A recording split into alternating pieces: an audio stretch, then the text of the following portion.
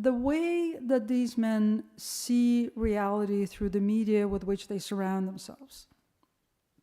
Now, there are very different situations, both in the media, in both countries, and in the media as these two men view it. But the effect, weirdly, is quite similar. That Putin watches Putin TV. He has been watching Putin TV for 17 years. When he first came into office, he took over Russian broadcast television, which amounted to taking over the public space in Russia. And since then, a whole generation of Russians have grown up who have only ever watched Putin TV.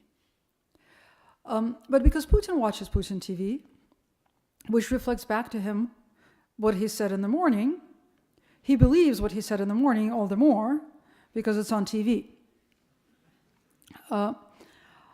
It's remarkable that Donald Trump has been able to essentially reproduce that effect without even at that point becoming president and without having to take over the media in the United States.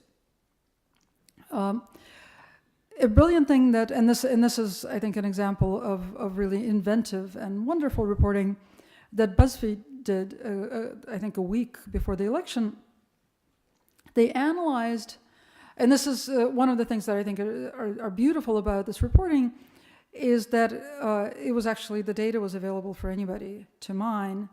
They just came up with a very good way, very transparent way, which I think is important these days, for reaching the conclusion that they did. They took Donald Trump's tweets over the course of 18 months since the beginning of the campaign, and they analyzed them in order to find out where he gets his information. And then they were able to create a chart sort of the Trumpian universe. And at the fat center of this universe is this huge Breitbart bubble, which is where Donald Trump lives. And then there's Fox News and a couple of smaller bubbles. And then barely registering is the Washington Post. Not registering at all is the New York Times.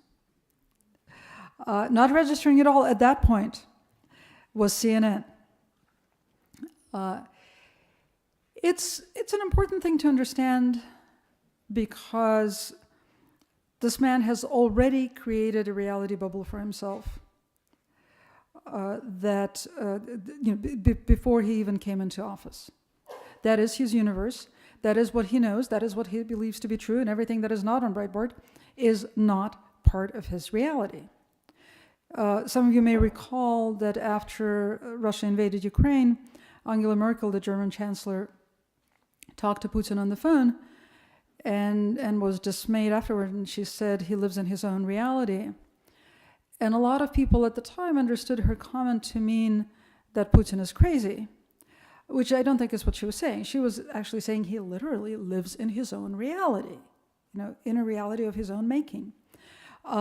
We already, we have a president who's been in office for 5 days, and he already lives in a reality of his own making.